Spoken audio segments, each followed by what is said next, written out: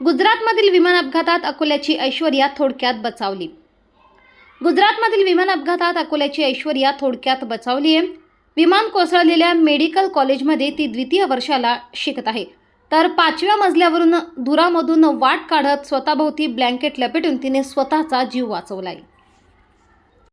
कैसा फोन आया और क्या बताएंगे इसको लेकर? कल मैं मेरे शॉप पर ही था, कस्टमर और कर रहे थे, उतने में मेरे बच्ची का फ़ोन आया मुझे 2:15 बजे। तो तब तक के हमारे को हादसे के बारे में कुछ भी नहीं पता था। 1:38 पर यह हादसा हुआ था।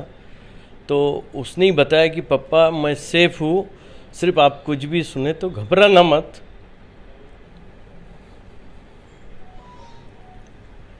उसके बाद में ही हमारे को पता चला, फिर न्यूज़ चैनल और सब देखे क्या हुआ है, क्या है क्या नहीं। कैसी अपनी जान बचाई है उसने? ये उस वक्त हॉस्टल पर ही थी जहाँ पर यह हादसा हुआ। ये गुजरात कैंसर रिसर्च इंस्टीट्यूट में इसका डीएम चल रहा है, ऑन्कोपैथोलॉजी का 2nd ईयर। तो नाइट ड्यूटी के बाद में ये जब हॉस्टल पर थी, वहाँ पर आराम करने के लिए जब गई, तो इसको नींद के अंदर ही जब एकदम सडनली जो है एक आवाज़ आई और इसने उठकर देखा कि भाई गैलरी में जाकर कि भाई क्या है ये, क्या हुआ। तो बाहर जाते ही इसको ऐसा लगा कि कोई रात हुए भी है, ब्लैक क्लाउड्स कुछ है और कुछ धुआं सब हो रहा है, बिल्डिंग नहीं दिख रही आजू बाजू की। तो नींद के अंदर रहने की वजह से वो समझ नहीं पाई, उसने वो ठसका और लगा उसको, तो उसने दरवाजे और बंद करे और फिर अंदर आके वापस से सामने का दरवाज़ा खोला। तो सामने का दरवाज़ा खोलते ही इसका बिल्डिंग पूरी फायर हुई भी थी।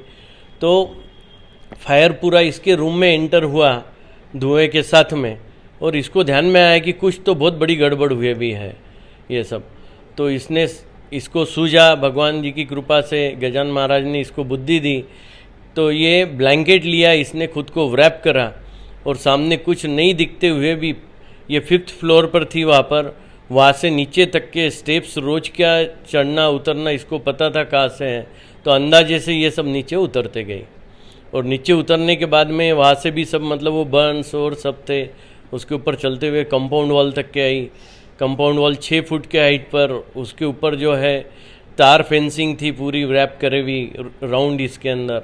वो चढ़ना पॉसिबल नहीं, लेकिन फिर भी कोशिश करके 3-4 बार गिरते हुए ऊपर तार को पकड़कर ये कैसे तो भी चढ़ी ऊपर, और फिर उधर से तार में भी अटकी हो, उसके बाद में दूसरी तरफ छलांग लगाई और ऐसे इसने जान बचाई। कहाँ उसको जख्म हुई? इसको इंजरी जो है फायर के वजह से चेहरा, हाथ, ये वो सब, ये तो रेडिशनेस ये पूरा आया हुआ ही था। कल हमने देखा वो वीडियो कॉल के अंदर। लेकिन इसको मेन जो जख्म और जो है पैर के ऊपर और पाम पर, हाथों के इस पर ऐसा सब हुआ है, और तार के अंदर अटकने की वजह से कुछ ये हुए हुए है ब्लीडिंग। और किस तरीके का फोन था और घबराने जैसी क्या बात थी उसमें? ये शॉप से आए और हम लोग न्यूज़ देख के घबराएंगे बोल के इनको पहले पता चला। फिर शॉप से आए, हम लोग घबराएंगे बोल के इन्होंने टीवी ऑन किया, तो हम न्यूज़ देखे तो हमको एकदम शॉक लग गया कि ये क्या हुआ। उसका हम लोग जाके आए थे तो उसका गेट के पास की सब चीज़ें देख रही थी। तो हम सोचे कि ये क्या हुआ, तो इन्होंने बोला ये ऐश्वर्या के हॉस्टल में हुआ, लेकिन वो अब सेफ़ है। इतना भयंकर सब था और हम तो काफ़ी उसको देखने के लिए तरस रहे थे। फिर उसको थोड़े वो सब उसमें में थी, रास्ते से भाग रही थी वगैरह, और उसके मैडम ने वगैरह उसको लेने के लिए आए बीच में से। तो काफ़ी ये हॉस्टल से उतर के फिर रोड पे से 1.5-2 किलोमीटर भागी। फिर पैरों पे छाले हुए थे तो पानी डाला, फिर से भागा। फिर आधे बीच तक के उसके मैडम उसको लेने के लिए आए। फिर अभी वो उसको फिर हॉस्पिटल लेके गए। पैर वैरों को थोड़ा फर्स्ट एड ट्रीटमेंट वगैरह चल रहा था उसका।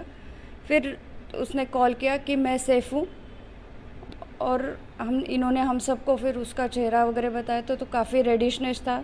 हाथ पैर तो काफ़ी बर्न हुए थे, चेहरा भी काफ़ी काला और ऐसे तकलीफ़दायक चीज़ें थी, लेकिन वो बची। यही हमारे लिए सबसे आनंद की बात थी।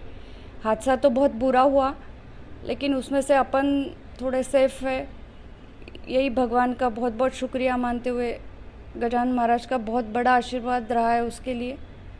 बहुत बहुत धन्यवाद भगवान।